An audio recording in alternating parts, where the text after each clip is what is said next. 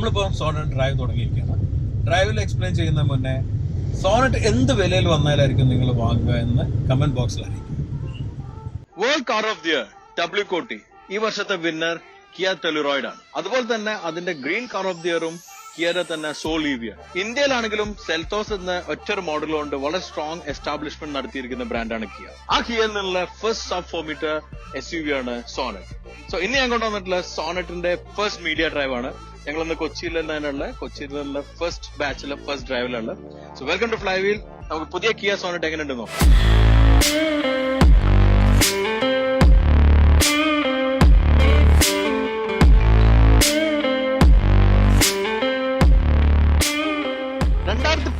ാണ് ഞാൻ ആദ്യമായിട്ട് സോണറ്റ് കാണുന്നത്. നിങ്ങൾ കരുതുന്നുണ്ടാവും എങ്ങനെയെന്നല്ലേ. കിയ സെൽത്തോസിന്റെ ഫസ്റ്റ് ഒരു പ്രോട്ടോടൈപ്പ് ഡ്രൈവിന് ഞങ്ങൾ കൊറിയയിൽ പോയിരുന്നു. കൊറിയയിൽ അവിടെ R&Dയിൽ ഞങ്ങൾ ഫസ്റ്റ് ഇതിന്റെ ഒരു ഡിസൈൻ പ്രോട്ടോടൈപ്പ് കാണിച്ചു തന്നു. ഇന്റീരിയർ അന്ന് കാണിച്ചിരുന്നില്ല, പക്ഷെ പുറമേയുള്ള ഡിസൈൻ അന്നാണ് സോണറ്റിൽ കാണിച്ചിരുന്നത്. പിന്നീട് ഇന്ത്യയിൽ 2020 ഓട്ടോ എക്സ്പോയിലാണ് സോണറ്റ് ആക്ച്വലി പ്രദർശിപ്പിക്കുന്നതും സോണറ്റിനെ കുറിച്ച് അനൗൺസും ചെയ്യുന്നത്. അന്ന് സോണറ്റിന് പേരുണ്ടായിരുന്നില്ല. പക്ഷെ അന്ന് പറഞ്ഞൊരു കാര്യം കിയന്റെ ഡിസൈനേഴ്സ് പറഞ്ഞ ഇതിനെ ഇൻസ്പയർ ചെയ്തിട്ടുള്ള ബേബി എലിഫന്റ് ആണെന്നാണ്. കാരണം ഇന്ത്യയിലെ എലിഫന്റിന്റെ പ്രാധാന്യം നമുക്കറിയാം. അതുപോലെ തന്നെ ഒരു ബേബി എലിഫന്റിന്റെ ഒരുപാട് കാര്യങ്ങൾ അട്രാക്റ്റീവ് ആയിട്ടുള്ള എലമെന്റ്സ് ഉണ്ട്. ക്യൂട്ട് ആണ്, അതിന്റെ ഒരു ഫങ്ഷനാലിറ്റിയും അതെല്ലാം കണക്കിലെടുത്തുള്ള ബേബി എലിഫന്റ് ഫിലോസഫിയിലാണ് സോണറ്റ് ഡിസൈൻ ചെയ്തതെന്നാണ് അന്നത്തെ ഡിസൈനേഴ്സ് പറഞ്ഞത്. ഇന്നിപ്പോ അത് ഓൾറെഡി ഒരു പ്രസ് റിലീസിലെല്ലാം തന്നെ അത് അറിയിച്ച കാര്യമാണ്. അന്ന് തന്നെ കണ്ടിരുന്ന ആ ഒരു പ്രോട്ടോടൈപ്പിൽ വലിയ മാറ്റങ്ങളൊന്നും വരുത്താതെ തന്നെയാണ് കിയ സോണറ്റ് ഇൻട്രൊഡ്യൂസ് ചെയ്തത്. 2020 ഓട്ടോ എക്സ്പോയില് വളരെ ഒരു ബാങ്ങോട് കൂടി വന്നിരുന്ന ഒരു മോഡലായിരുന്നു കിയ സോണറ്റ്. അന്ന് ഇന്ത്യയിലെ ഫസ്റ്റ് IMTയും അനൗൺസ് ചെയ്തിരുന്ന കിയ സോണറ്റിലായിരുന്നു. പിന്നെ പ്രൊഡക്ഷനിൽ വന്നിരുന്നത് വേറെ ബ്രാൻഡിലാണെങ്കിലും അനൗൺസ് ചെയ്തിരുന്ന ഒരു ടെക്നോളജിയും ആണ് ഇന്നിപ്പോൾ ഉള്ളത്. അപ്പൊ ഇന്നിപ്പോ ഞാൻ കൊണ്ടുവന്ന കിയ സോണറ്റ് IMTയും ഡീസൽ ഓട്ടോ ആണ്. അതിൽ നമുക്ക് റിവ്യൂ ചെയ്യാൻ വിവേക്കും ജോയിൻ ചെയ്യും. So let's see the design first. കിയയുടെ ഡിസൈൻ ഫിലോസഫിയിൽ സാധാരണ ഫ്രണ്ടിനെ കുറിച്ച് പറയാറുള്ള ടൈഗർ ഫേസ് എന്നാണ്. ടൈഗർ ഫേസ് എന്ന് പറയുന്നത് മെയിൻ ചെയ്യുന്ന ഈ ഒരു ഗ്രില്ലിനാണ്. ഇതിൽ വന്നിരിക്കുന്ന ഈ ഒരു 2 കട്ടിംഗ് ആണ് ആ ഒരു അഗ്രഷൻ കിട്ടുന്ന ഒരു ഫീല്. സാധാരണ ടൈഗറിന്റെ നോസ് കാണുന്ന ഒരു ഫീൽ ആണെന്നാണ് അവർ ക്ലെയിം ചെയ്യുന്നത്. എന്തായാലും ഇതിൽ വന്നിരിക്കുന്ന ഗ്രില്ലിൽ ഒരു ശരിക്കും പറഞ്ഞാൽ നമുക്കൊരു 2 ഫോമിലുള്ള ഒരു ട്രീറ്റ്മെന്റ് കാണാം. ഒന്ന് GT ലൈനിൽ വന്നിരിക്കുന്ന ടോപ്പ് എഡ്ജസ്റ്റോട് കൂടിയിട്ടുള്ള ഒരു ട്രീറ്റ്മെന്റ്. രണ്ടാമത് വരുന്ന ഗ്രഷ് ഗ്രില്ല് അത് ഉണ്ടാവുന്നില്ല. GT ലൈനും ടക്ക് ലൈനായിട്ട് 2 വേർഷൻ ഉണ്ട്. അത് നമ്മൾ സെൽത്തോസിലും കണ്ട അത് ഇതിൽ ക്യാരി ചെയ്തിട്ടുണ്ട്. ഹെഡ്ലൈറ്റിനെ കുറിച്ച് പറയുമ്പോൾ 2 ടൈപ്പ് ഓഫ് ഹെഡ്ലൈറ്റ് ആണുള്ളത്. ഒന്ന് സ്റ്റാൻഡേർഡ് ആയിട്ട് വരുന്ന ഹെലജൻ ആണെങ്കിൽ ഇതിൽ വന്നിരിക്കുന്ന LED ആണ്. LED തന്നെ ഈ ഒരു ഡേ ടൈം റണ്ണിംഗ് ലൈറ്റിന്റെ ട്രീറ്റ്മെന്റ് ആണ് മറ്റൊരു അഗ്രഷൻ ഉള്ളത്. സാധാരണ ടൈഗറിനെല്ലാം ഉണ്ടാവുന്ന ഒരു പല്ലുണ്ടല്ലോ, അവരുടെ ഒരു ഷാർപ്പായി നിൽക്കുന്ന ആ പല്ലിന്റെ ഒരു ഫീച്ചർ ആയിട്ടാണ് ഇവർ ക്ലെയിം ചെയ്യുന്നത്. ബമ്പറിലേക്ക് വരുമ്പോഴും വളരെ ഡിഫറെന്റ് ആയിട്ടുള്ള ഒരു ബമ്പർ ട്രീറ്റ്മെന്റ് കാണാം. ഒരു സ്പോട്ടി എലമെന്റ് ഇവിടെ കാണുന്നുണ്ട്. ഒരു സ്കിറ്റ് ആണെങ്കിൽ അലുമിനിയം ബ്രഷ്ഡ് അലുമിനിയം ഫീൽ ആണ്. GT ലൈനിൽ റെഡ് ലൈനിങ് വരുന്നുണ്ട്. അത് GT ലൈനിൽ നമ്മൾ സെൽത്തോസിലെല്ലാം കണ്ടിട്ടുള്ള ഒരു ട്രീറ്റ്മെന്റ് ഈ റെഡ് ലൈൻ. പിന്നെ അതുപോലെ തന്നെ ഒരു പ്രൊജക്റ്റീവ് ആയിട്ടുള്ള ഒരു ഫോഗ് ലാമ്പ് വരുന്നുണ്ട്.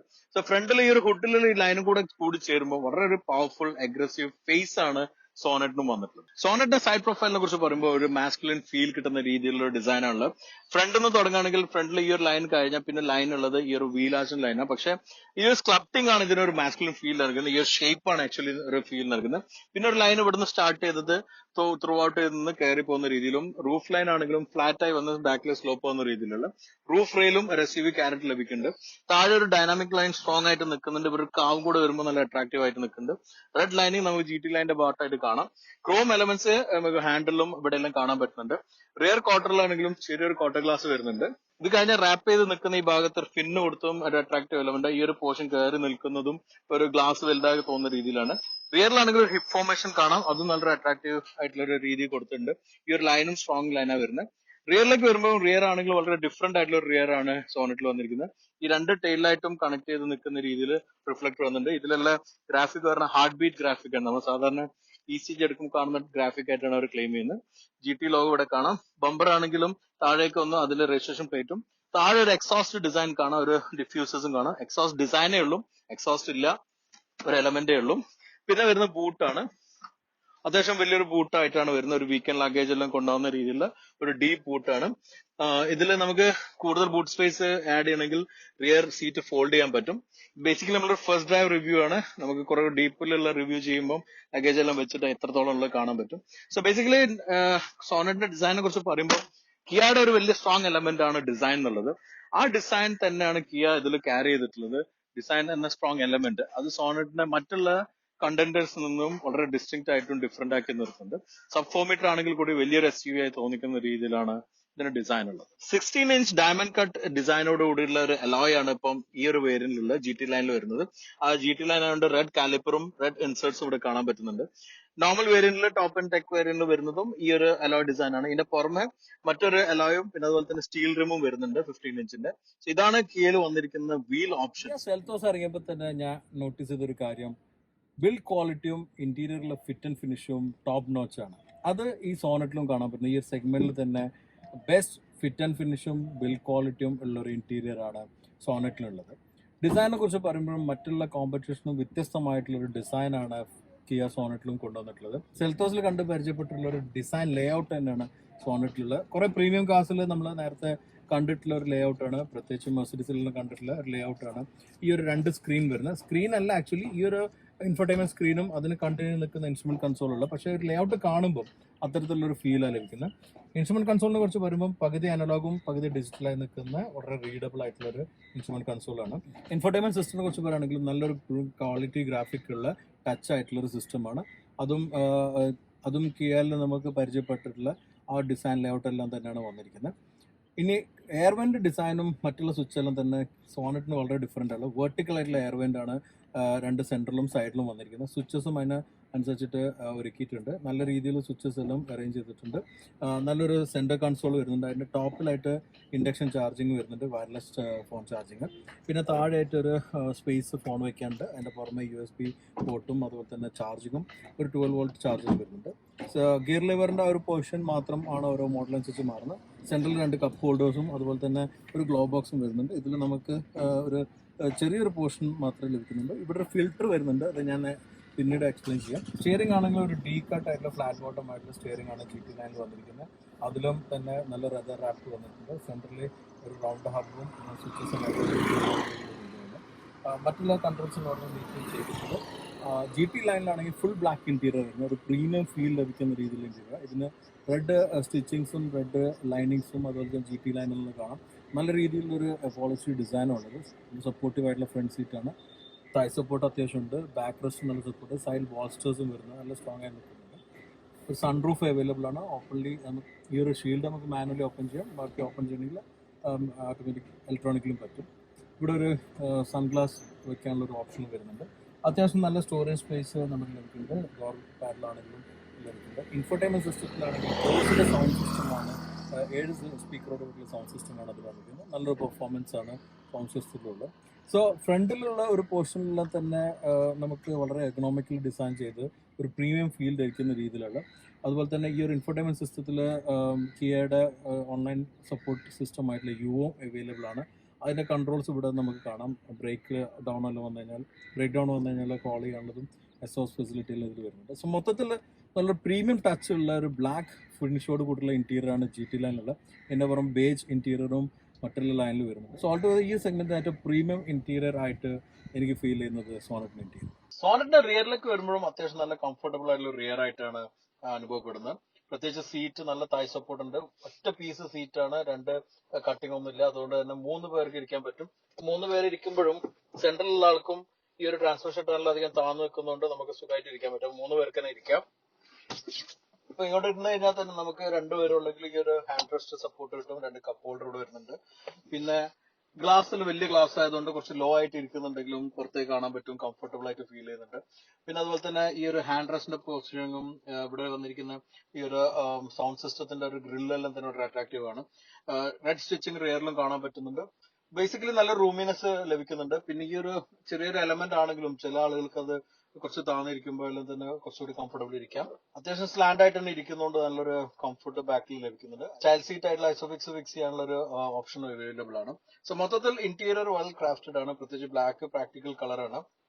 ബേജ് വേണ്ടവർക്ക് ബീജ് അവൈലബിൾ ആണ്. ഇവിടെ 2 പോക്കറ്റും വരുന്നുണ്ട്. റിയർ AC വെന്റ് ഉണ്ട്. അതുപോലെ തന്നെ ചാർജിങ് പോയിന്റും ഫോൺ വെക്കാനുള്ള സ്പേസും ഇതെല്ലാം കൂടി ചെയ്യുമ്പോൾ പ്രാക്ടിക്കലി നല്ലൊരു യൂസ്ഫുൾ ആയിട്ടുള്ള ഒരു ഇന്റീരിയർ ആണ് സോണറ്റില് കിയ ഒരുക്കിയിട്ടുള്ളത്. ഓട്ടോമേഷൻ ഒന്നും ഇല്ലാതെ തന്നെ ഡ്രൈവർ ഇല്ലാതെ ഓടുന്ന ഒരു കാറാണ് കിയ സോണറ്റ്. അതെങ്ങനെയാന്നുള്ള വിവേക് ഡെമോൺസ്ട്രേറ്റ്.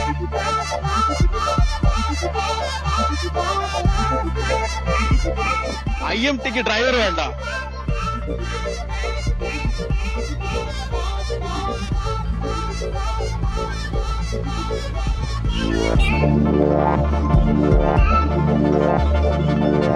ഓടിക്കുന്ന കിയ സോണറ്റിന് തന്നെ 1 ലിറ്റർ എഞ്ചിൻ ആണ്, 1 litre petrol engine, IMT gear ബോക്സോട് കൂടിയുള്ള എഞ്ചിൻ ആണ്. സോ ഈ ഗിയർ ബോക്സിനെ കുറിച്ചിട്ടും മറ്റുള്ള ഗിയർ ബോക്സിനെ കുറിച്ചും ഞാൻ ഒരു എപ്പിസോഡ് ചെയ്തിട്ടുണ്ടായിരുന്നു. അതുകൊണ്ട് തന്നെ അതിന്റെ ടെക്നിക്കൽ കാര്യങ്ങൾ നിങ്ങൾക്ക് അതിൽ നോക്കിയാൽ കറക്റ്റ്ലി മനസ്സിലാക്കാൻ പറ്റും.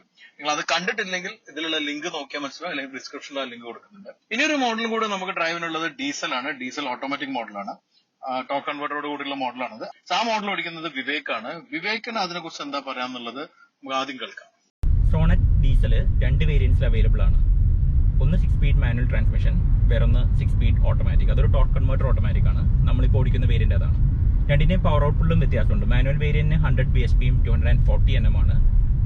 ഓട്ടോമാറ്റിക് വേരിയന്റിന് വേരിയബിൾ ജോമെട്രി ടർബോ ആണ്. അപ്പോൾ അതുകൊണ്ട് 115 ഹോഴ്സ് പവറും 250 Nm ഉണ്ട്. അത് ബേസിക്കലി സെൽറ്റോസിലുള്ള സെയിം സ്റ്റേറ്റ് ഓഫ് ട്യൂൺ ആണ്. അപ്പോൾ അതുകൊണ്ട് ഓടിക്കാൻ അത്യാവശ്യം രസമാണ്. സെൽറ്റോസിനായാലും കാരണം വെയിറ്റ് കുറവുണ്ട്, വണ്ടി കുറേ കൂടി കോമ്പാക്റ്റ് ആണ്, ഒരുവിധം എൻജോയ് ചെയ്യാം. ലൈക്ക് പവർ ബാൻഡ് കുറേ കൂടി വൈഡ് സ്പ്രെഡ് ആണ്. ഇപ്പോൾ പഴയ 1.6 കമ്പയർ ചെയ്യുമ്പോൾ അത്രയും ലാഗും അത് കഴിഞ്ഞിട്ട് ഒന്നിച്ച് പവറും വരുന്നില്ല. പക്ഷേ പകരം ലീനിയർ ആയിട്ട് തന്നെ നല്ലോണം എല്ലാ RPMലും ഒരുവിധം പുള്ള് ചെയ്യുന്നുണ്ട്. വേറൊന്ന് ഗിയർ ബോക്സ് അത്യാവശ്യം ഈസിയാണ്. ലൈക്ക് എല്ലാ ഗിയേഴ്സിലും കറക്റ്റ് പവർ ബാൻഡിൽ തന്നെ എഞ്ചിനെ മെയിൻറ്റെയിൻ ചെയ്യുന്നുണ്ട്. അപ്പോൾ എപ്പോൾ നോക്കിയാലും മിക്കവാറും പവർ ഉണ്ടാവും. മറ്റേതുപോലെ ലാഗിൽ പെട്ടു പോകുന്നില്ല, അല്ലെങ്കിൽ ഓവർ ഡ്രൈവ് ചെയ്ത് പോകുന്നില്ല. അത് കറക്റ്റായിട്ട് മെയിൻറ്റെയിൻ ചെയ്യുന്നത് വലിയൊരു ഡിഫറൻസ് ഉണ്ടാക്കുന്നുണ്ട്. പിന്നെ അത് കൂടാതെ ഇതിൽ ഡ്രൈവിംഗ് മോഡ്സ് ഉണ്ട്. ഒന്ന് ഇക്കോ മോഡ് ഉണ്ട്. Eco is for economy. അപ്പോൾ അത് കുറച്ചും കൂടി ഒന്ന് ടോട്ടൽ റെസ്പോൺസ് ഒക്കെ കുറച്ചും കൂടി ഡൾഡ് ആണ്. നേരത്തെ ഹയർ ഗിയറിലേക്ക് മാറി കുറേ കൂടി ഫ്യൂൽ എഫിഷ്യൻസിക്ക് വേണ്ടിയിട്ടുള്ള ഒരു മാപ്പാണ്. പിന്നെ ഒരു സ്പോർട്ട് ഉണ്ട്. സ്പോർട്ടിൽ കുറേ കൂടി RPM മെയിൻറ്റെയിൻ ചെയ്യും. ലൈക്ക് എഞ്ചിൻ എപ്പോഴും ഹയർ RPMത്തിൽ ആ ടർബോന്റെ ബൂസ്റ്റ് വരുന്ന ആ പോയിന്റിലേക്ക് മെയിൻറ്റെയിൻ ചെയ്യുന്നുണ്ട്. കൂടുതൽ ഓരോ ഗിയേഴ്സും ഹോൾഡ് ചെയ്യുന്നുണ്ട്. I think comfort should be fine four most people. അത് ഓടിക്കാൻ അത്യാവശ്യം ആവശ്യത്തിനുള്ള പവർ ഉണ്ട്, ഒരുവിധം വണ്ടി റിലാക്സ്ഡ് ആണ്, അങ്ങനെ ഓടിച്ചുകൊണ്ട് നടക്കാം. ഇപ്പം ഞാൻ കംഫർട്ട് മോഡിലാണ് ഇത്ര നേരമായിട്ടും. It's almost as good. പിന്നെ വേറൊരു ഡിഫറൻസ് ഉള്ളത് ഡീസൽ വേരിയൻസിന്റെ ഫ്രണ്ട് സസ്പെൻഷൻ കുറച്ചും കൂടി സ്റ്റിഫറാണ്. എഞ്ചിൻ എക്സ്ട്രാ വെയിറ്റ് ആയിരിക്കാം മേ ബി, പക്ഷേ അത് that makes a difference in the corners. ഓടിക്കുമ്പോഴൊക്കെ കുറച്ചും കൂടി ഒരു എന്താ പറയുക സ്റ്റെബിലിറ്റി കുറേ കൂടി 1 ലിറ്റർ ടർബോ പെട്രോളിനേലും കൂടുതൽ ഫ്രണ്ട് എൻഡ് കുറച്ചും കൂടി പ്ലാന്റഡ് എനിക്ക് ഡീസലിൻ്റെ ആയിട്ട് തോന്നാറുണ്ട്. മിക്കവാറും എല്ലാ ഹ്യുണ്ടായിലും തോന്നുന്ന ഒരു കാര്യമാണ്. കിയയിലും ഓൾമോസ്റ്റ് സിമിലർ ആണ്. സ്ലോ മൂവിങ് ട്രാഫിക്കിലൊക്കെ ഓൾമോസ്റ്റ് നിർത്തിയെടുത്തൊക്കെ പോകുമ്പോൾ ഈ ടോക്ക് കൺവേർട്ടറിന്റെ എക്സ്ട്രാ ടോക്ക് അത് ഭയങ്കര ബെനിഫിഷ്യൽ ആണ്. ലൈക്ക് നമുക്ക് ആ ഒരു എഞ്ചിൻ എക്സ്ട്രാ പവർഫുൾ ആയിട്ട് തോന്നും ലോ RPMസിലൊക്കെ. അത് ഡീസലിൽ കുറച്ചും കൂടി എന്താ പറയുക വെൽ സ്യൂട്ടഡ് ആണ് ആ ഗിയർ ബോക്സ്. പക്ഷെ ചില സമയത്ത് ഇപ്പോൾ ഹയർ RPMത്തിൽ നിന്നൊക്കെ നമ്മൾ ഡൗൺ ഷിഫ്റ്റ് ചെയ്യുന്ന സമയത്തൊക്കെ ചിലപ്പോൾ നമുക്ക് കറക്റ്റ് ഗിയർ കിട്ടാത്ത പോലെ അങ്ങനത്തെ ഒരു ചെറിയൊരു ഡിലേ തോന്നാം. ദാറ്റ് ഈസ് ബേസിക്കലി ആ ഗിയർ ബോക്സിന്റെ ലോജിക്ക് അങ്ങനെയാണ്. കാരണം എഞ്ചിനെ പ്രൊട്ടക്ട് ചെയ്യാൻ വേണ്ടിയിട്ടാണ് മേ ബി അങ്ങനെ ഒരു ഹയർ ഗിയർ സ്റ്റിക്ക് ഓൺ ചെയ്യുന്നത്. സോ ഈ 1 ലിറ്ററിനെ കുറിച്ച് പറയുമ്പോൾ 1 ലിറ്റർ എന്ന് പറയുന്നത് ടർബോ പെട്രോൾ എഞ്ചിൻ ആണ്. 120 PS പവറും 172 Nm ടോർക്കും ആണുള്ളത്. ഇത് സിസ്റ്റർ ബ്രാൻഡ് ആയിട്ടുള്ള ഹ്യുണ്ടായിലും വരുന്ന എഞ്ചിനാണ്. ഇതിൽ വന്നിരിക്കുന്ന ഗിയർ ബോക്സ് എന്ന് പറയുന്നത് ഇപ്പൊ ഞാൻ ഓടിക്കുന്നത് 6 speed IMT intelligent manual transmission എന്ന് പറയുന്ന ക്ലച്ച് ഇല്ലാത്ത മാനുവൽ ഗിയർ ബോക്സ് ആണ്. ഇതിന്റെ പുറമെ 7 speed double clutch gear box ആയിട്ടുള്ള DCT ഗിയർ ബോക്സും അവൈലബിൾ ആണ്. ഇപ്പൊ എഫിഷ്യൻസി ആണെങ്കിലും നല്ലൊരു എഫിഷ്യൻസി ആണ് ബേസിക്കലി കിയക്ക് സോണറ്റില് എല്ലാ എഞ്ചിൻ വേരിയന്റിലും കാഴ്ചവെക്കുന്നത്. ഡീസലിന് അപ് ടു 24 കിലോമീറ്റർ കമ്പനി അവകാശപ്പെടുന്നുണ്ട്. ഇപ്പൊ ഈ ഒരു വേരിയന്റിലാണെങ്കിലും ഒരു അപ് ടു 20 എങ്കിലും കമ്പനി അവകാശപ്പെടുന്നുണ്ട്. പ്രാക്ടിക്കലി എനിക്ക് തോന്നുന്ന ഒരു 17-18 എന്തായാലും കിട്ടും. സിറ്റി കൂടുതൽ യൂസ് ഉള്ള ഒരാൾക്ക് വലിയ ഡിഫറൻസ് ഇല്ലാത്തൊരു പ്രൈസിലായിരിക്കും മിക്കവാറും IMT വരുന്നുണ്ടാവുക. കുറഞ്ഞൊരു പ്രൈസ് ആയിരിക്കും DCTനേക്കാളും വരുന്നുണ്ടാവുക. അതുകൊണ്ട് തന്നെ ഓട്ടോമാറ്റിക്കിന്റെ അഡ്വാൻറ്റേജ് കിട്ടും, എന്നാൽ അതിന്റെ പുറമെ മാനുവലിന്റെ ഒരു ഫണ്ണും മിസ്സാവാതെ തന്നെ ലഭിക്കും എന്നുള്ളതാണ് IMTയിലുള്ള മെയിൻ പ്രത്യേകത.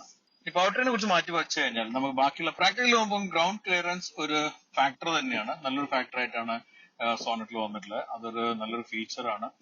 പ്രത്യേകിച്ച് നമ്മളെ മോശമായ റോഡുകളും പ്രത്യേകിച്ച് മഴയെല്ലാം കഴിഞ്ഞ് പൊട്ടിപ്പൊളിഞ്ഞ റോഡിലും തന്നെ ഒരിക്കലും നമുക്കൊരു തലവേദന ഇല്ലാതെ പോകാൻ പറ്റും. രണ്ടാമത്തെ ഒരു കാര്യമുള്ള ഇതിന്റെ ഒരു ഹൈറ്റ് ആണ്. സീറ്റിൽ നമ്മൾ ഇരിക്കുമ്പോൾ കിട്ടുന്ന ഒരു ഫീല് കുറച്ചൊരു SUV ക്യാരക്ടർ ലഭിക്കുന്ന രീതി, കുറച്ച് പൊങ്ങിയിട്ടിരിക്കുന്ന എന്നുള്ളൊരു ഫീൽ ഉണ്ട്. പിന്നെ നേരത്തെ ഇന്ത്യയിൽ പറയുമ്പോൾ വിട്ടുപോയിട്ടുള്ള ഒരു കാര്യം സീറ്റിലുള്ള കൂളിംഗ് ആണ്. സീറ്റ് കൂൾ ചെയ്യാനുള്ള ഓപ്ഷൻ ഇവിടെ ബട്ടണിലുണ്ട്. അത് കൂൾ ചെയ്ത് കഴിഞ്ഞാൽ പ്രത്യേകിച്ച് ഇന്നത്തെ പോലത്തെ ചൂടുള്ള ദിവസത്തെ ഷൂട്ടിലാണെങ്കിലും ശരിക്കും ബാക്കിൽ നല്ലൊരു കൂളിംഗ് ഉണ്ട്. അത് ശരിക്കും നമുക്ക് റിഫ്രഷിംഗ് ആണ്. പിന്നെ സസ്പെൻഷന്റെ മറ്റൊരു കാര്യം ഇതിന്റെ റൈഡ് കംഫർട്ട് ആണ്. വളരെ സ്പോഞ്ച് ആയിട്ടുള്ള സോഫ്റ്റ് സസ്പെൻഷൻ അല്ല, ബോഡി റോളൊന്നും അധികം ഇല്ലാത്ത രീതിയിൽ തന്നെയാണ് ഈ ഒരു സസ്പെൻഷൻ ആക്ച്വലി പെർഫോം ചെയ്യുന്നത്. ഇപ്പം നമ്മളിപ്പം പോകുന്ന കുറച്ച് മോശമായ റോഡാണ്, എന്നാലും ഹാർഷ്നെസ് ഒന്നും തോന്നാത്ത രീതിയിൽ തന്നെ സസ്പെൻഷൻ ഉണ്ട്. എന്നാൽ സോഫ്റ്റ് ആയിട്ട് ഇങ്ങനെ ആടി ഒലഞ്ഞിട്ടും അല്ല പോകുന്നത്, കുറച്ച് സ്റ്റിഫ് ആയിട്ട് നിൽക്കുന്നുണ്ട്. ആ സ്റ്റിഫ് ആണെങ്കിലും അതിന്റെ ബുദ്ധിമുട്ടില്ലാത്തൊരു സ്റ്റിഫ്നെസ്, അങ്ങനെയാണ് പറയാം. അപ്പൊ അത് നല്ലൊരു പ്രാക്ടിക്കൽ എലമെന്റ് ആണ്, എന്നാൽ അതിന്റെ ഒരു കംഫർട്ട് പാർട്ട് കവർ ചെയ്ത് പോകുന്നുണ്ട്. സോ അതും നല്ലൊരു എലമെന്റ് ആണ്. സ്റ്റിയറിംഗ് എനിക്ക് അതുപോലെ വളരെ റെസ്പോൺസീവ് സ്റ്റിയറിംഗ് ആയി തോന്നി. ചെറിയൊരു മൂവ്മെന്റിൽ തന്നെ നമുക്ക് അതിന്റെ റെസ്പോൺസ് അറിയാൻ പറ്റുന്നുണ്ട്. നമ്മൾ കൺട്രോളിൽ നിൽക്കുന്ന രീതിയിലുള്ള സ്റ്റിയറിംഗ് ആണ്, വിച്ച് ഇസ് പ്രാക്ടിക്കലി നല്ലതാണ്. ശരിക്കും നമുക്ക് പ്രത്യേകിച്ച് ഹാർഡ് ഡ്രൈവ് എല്ലാം ചെയ്യുമ്പോൾ കുറച്ചൊരു കോൺഫിഡൻസ് ലഭിക്കും. അതുപോലെ തന്നെ നമ്മൾ ചെറിയ സ്ഥലത്ത് നിന്നെല്ലാം തിരിക്കണമെങ്കിലും മെനുവർ ആണെങ്കിലും തന്നെ വളരെ സുഖമുണ്ട്, അതിനനുസരിച്ചുള്ള സോഫ്റ്റ്നെസ്സും ഉണ്ട്. സോ അതും എല്ലാം കൂടി ചേരുമ്പോൾ നല്ലൊരു ബാലൻസ് സ്റ്റിയറിംഗിൽ ശരിക്കും എനിക്ക് ഫീൽ ചെയ്യുന്നുണ്ട്. ബ്രേക്കിംഗ് ആണെങ്കിലും നല്ലൊരു എഫക്റ്റീവ് ബ്രേക്കിംഗ് ആണ്. പ്രത്യേകിച്ച് ഇതിന്റെ സിസ്റ്റർ ബ്രാൻഡ് ആയിട്ടുള്ള മെയിൻ കോമ്പറ്റീഷൻ ആയിട്ടുള്ള ഹ്യുണ്ടായി വെന്യൂ കമ്പയർ ചെയ്യുമ്പോൾ കുറെ കൂടെ എഫിഷ്യന്റ് ബ്രേക്കിംഗ് ആണ് എനിക്കിതിൽ ഫീൽ ചെയ്തിട്ടുള്ളത്. ഹ്യുണ്ടായിൽ കുറച്ച് ഒരു സ്പോഞ്ചി ഫീൽ ഉണ്ട്, അതും ശരിക്കും ഇതിൽ കുറവാണ്. ഇതിപ്പോ ഒരു ഫസ്റ്റ് ഡ്രൈവ് ആണ്, ഫസ്റ്റ് ഡ്രൈവ് ഒരു എക്സ്പീരിയൻസ് ഉള്ളത്. പക്ഷെ ഫസ്റ്റ് ഡ്രൈവ് എക്സ്പീരിയൻസ് എനിക്ക് കിട്ടിയിട്ടുള്ള 1-2 എലമെന്റ്സ്, പ്രത്യേകിച്ച് നമ്മൾ 2 വണ്ടിയിലാണ് ഇപ്പൊ പോകുന്നത്. എന്റെ മുന്നിൽ ഇപ്പൊ വിവേക് ഉണ്ട്, ചില സമയത്ത് പുറകിലുള്ള. അപ്പൊ വിവേകിനെ മുന്നിലുണ്ടാവുമ്പോൾ എനിക്ക് കാണുമ്പോൾ കിട്ടുന്ന ഒരു ഫീൽ എന്ന് പറയുന്നത് ആ ഒരു ഡിസൈൻ എലമെന്റ് ആണ്. വളരെ ഒരു അട്രാക്റ്റീവ് ഒരു റിയർ അല്ല ആക്ച്വലി, എങ്കിലും ഒരു ഡിസ്റ്റിങ്ക്ട് ആയിട്ട് നിൽക്കുന്ന, വ്യത്യസ്തമായി നിൽക്കുന്ന ഒരു റിയർ പോർഷൻ ആണ് സോണറ്റിനുള്ളത്. നേരെ കോമ്പറ്റീഷൻ ആയിട്ടുള്ള വെന്യൂ ആയിട്ട് വളരെ ഡിഫറെന്റ് ആയിട്ടുള്ള ഒരു ഡിസൈൻ ഫിലോസഫിയാണ് ബേസിക്കലി സോണറ്റ് കീപ്പ് ചെയ്ത്. അത് വളരെയധികം മനസ്സിലാവുന്ന ഒരു ഭാഗം റിയറും കൂടിയാണ്. റിയറിൽ കുറച്ച് സ്പോട്ടി ക്യാരക്ടേഴ്സ് ഉണ്ട്. ഒന്ന്, ഈ താഴെ കൊടുത്തിരിക്കുന്ന ബമ്പറിന്റെ മേലെ എക്സോസ്റ്റിന് തോന്നിക്കുന്ന രീതിയിലുള്ള ഒരു ട്രീറ്റ്മെന്റും അതിന്റെ താഴെ ഡിഫ്യൂസർ പോലെ തോന്നിക്കുന്നതെല്ലാം ഒരു നല്ലൊരു എലമെന്റ് ആണ്. പിന്നെ ത്രൂ ഔട്ട് ചെയ്ത് നിൽക്കുന്ന ടെയിൽ ലൈറ്റ് എല്ലാം ഇവിടുന്ന് കാണുമ്പോൾ ശരിക്കും ഒരു അപ്പ് മാർക്കറ്റ് ഫീൽ ലഭിക്കുന്നുണ്ട്, പ്രത്യേകിച്ച് ആ ലൈറ്റ് ഇല്യൂമിനേറ്റ് ചെയ്ത് നിൽക്കുമ്പോൾ. അത് മഴയെല്ലാം പെയ്യുന്ന സമയത്ത് നമ്മൾ പാർക്ക് ലൈറ്റിലിട്ട് ഓടിച്ചു ഫുള്ള് ത്രൂ ഔട്ട് ലൈന് കാണുമ്പോൾ നല്ലൊരു ഫീൽ ഉണ്ട്. ഇനിയിപ്പോ ഞാൻ റിയർ വ്യൂ മിററിൽ വിവേക് ബാക്കിൽ വരുമ്പോൾ കാണുമ്പോഴും ആ ഫ്രണ്ട് എന്നുള്ളൊരു അഗ്രഷൻ ഫീല് അതും ശരിക്കും മനസ്സിലാണ്. സൈഡ് പ്രൊഫൈലാണ് ഫ്രണ്ടിൽ മനസ്സിലാക്കാൻ പറ്റാത്തത്, പക്ഷെ നല്ലൊരു ഹെഡ് ടേണർ ആണ് ഈ കാർ എന്നുള്ളത് പുറത്തുനിന്നുള്ള ആൾക്കാരുടെ റിയാക്ഷൻ കാണുമ്പോൾ മനസ്സിലാക്കാൻ പറ്റുന്നത്. പ്രത്യേകിച്ച് മലയാളികൾ നമുക്കറിയാം, നമ്മൾ സിറ്റീസിലെല്ലാം ആണെങ്കിൽ പ്രത്യേകിച്ച് പുതിയൊരു കാർ കണ്ട എന്തായാലും നോക്കുന്ന പുറമെ തിരിഞ്ഞും കൂടെ നോക്കുകയാണെങ്കിൽ നമുക്ക് അതൊരു ഹെഡ് ടേണറായി മനസ്സിലാക്കാൻ പറ്റും. അത്തരം ഒരു ഹെഡ് ടേണർ ആയിട്ടാണ് കിയ സോണറ്റ് വന്നിട്ടുള്ളത്. നമ്മളിന്നിപ്പോ ഡ്രൈവ് ചെയ്യുന്നത് കിയ സോണറ്റിന്റെ നാഷണൽ മീഡിയ ഡ്രൈവിന്റെ ഭാഗമായിട്ടുള്ള ഡ്രൈവാണ്. ആക്ച്വലി സാധാരണ നാഷണൽ മീഡിയ ഡ്രൈവ് എല്ലാം ഒരു സ്ഥലത്ത് പോയിട്ട് നമ്മൾ അവിടെ ഡ്രൈവ് ചെയ്യലുണ്ടാവാറ്. പക്ഷെ ഇന്നിപ്പം ഈ ഒരു പ്രത്യേക ഒരു കാലഘട്ടത്തില് അല്ലെങ്കിൽ സാഹചര്യത്തില് ഓരോ സിറ്റീസിലും സെലക്ട് ചെയ്ത സിറ്റീസിലാണ്, എല്ലാ സിറ്റിയിലും ഇല്ല. ഈ സിറ്റീസിലെല്ലാം തന്നെ വണ്ടികൾ അയച്ചിട്ട് അവിടെ നമ്മൾ ഡ്രൈവ് ചെയ്യുക ചെയ്യുന്നത്. ഇപ്പൊ നമ്മളിന്ന് കൊച്ചിയിലാണ് ഡ്രൈവ് ചെയ്യുന്നതെങ്കിൽ ബോംബെയിലും ഡൽഹിയിലും അതുപോലെ മറ്റുള്ള സിറ്റീസിലെല്ലാം ഡ്രൈവ് നടക്കുന്നുണ്ട്. ഈ ഒരു സെഗ്മെന്റിൽ ഒരു പ്രോമിസിംഗ് മോഡലാണ് സോണറ്റ് എന്നുള്ളതിൽ യാതൊരു സംശയം എനിക്ക് തോന്നുന്നില്ല. ഇപ്പം പ്രൈസ് അനൗൺസ് ചെയ്തിട്ടില്ല, ചില പ്രൈസ് ലീക്കിംഗ് എല്ലാം വന്നതായിട്ട് അറിഞ്ഞിട്ടുണ്ട്. ആ ഒരു പ്രൈസിംഗ് എല്ലാം നോക്കുകയാണെങ്കിൽ എന്റെ അഭിപ്രായത്തില് വെന്യൂആയിട്ട് കോമ്പീറ്റ് ചെയ്യാവുന്ന നല്ലൊരു പ്രൈസിംഗ് കൂടെ ആണെങ്കിൽ എന്ത് തന്നെ ആണെങ്കിലും സെൽത്തോസ് സക്സസ്ഫുൾ ആയ പോലെ തന്നെ സോണറ്റ് സക്സസ്ഫുൾ ആവും എന്നുള്ളതിൽ യാതൊരു ഡൗട്ടും ഇല്ല. അടുത്ത വർഷത്തെ ഇന്ത്യൻ കാർ ഓഫ് ദി ഇയറിലേക്ക് പറ്റുന്ന ഒരു കണ്ടന്ററും കൂടെ ആയിരിക്കും ഇത് എന്നുള്ളതാണ് ഒരു പഴയ ജൂറി മെമ്പർ എന്ന രീതിയിൽ എനിക്ക് തോന്നുന്നത്. അതിന് പറ്റുന്ന രീതിയിൽ എല്ലാ വാല്യൂ ഫോർ മണി ഫാക്ടറും സോണറ്റിനുണ്ട്. സോ കിയന്റെ ഈ രണ്ടാമത്തെ പ്രോഡക്റ്റും സക്സസ്ഫുൾ ആവുന്നു എന്നാണ് ഞാൻ വിശ്വസിക്കുന്നത്. അതെന്താണ് മാർക്കറ്റ് പ്രൂവ് ചെയ്യും. സോ പുതിയ സോണറ്റിന് നിങ്ങളുടെ അഭിപ്രായം, അത് ലുക്സ് ആവട്ടെ ഇന്റീരിയർ ആവട്ടെ, ഇത്രയും മനസ്സിലാക്കിയുള്ള പെർഫോമൻസ് പവർ ട്രെയിനിൽ വെച്ചിട്ട് നിങ്ങളുടെ ഒപ്പീനിയൻ കമന്റ് ബോക്സിലൂടെ ഷെയർ ചെയ്യുക. ഈ വീഡിയോ ഇഷ്ടപ്പെട്ടാൽ ലൈക്ക് ചെയ്യുക, ഷെയർ ചെയ്യുക. ഇനിയും നമ്മുടെ ചാനൽ സബ്സ്ക്രൈബ് ചെയ്യാനുണ്ടെങ്കിൽ പ്ലീസ് ഡു സബ്സ്ക്രൈബ്. അതുപോലെ തന്നെ ബെൽ ബട്ടൺ ക്ലിക്ക് ചെയ്യാനും മറക്കും. അടുത്ത തവണ കാണുന്നവരെ stay safe, enjoy your life.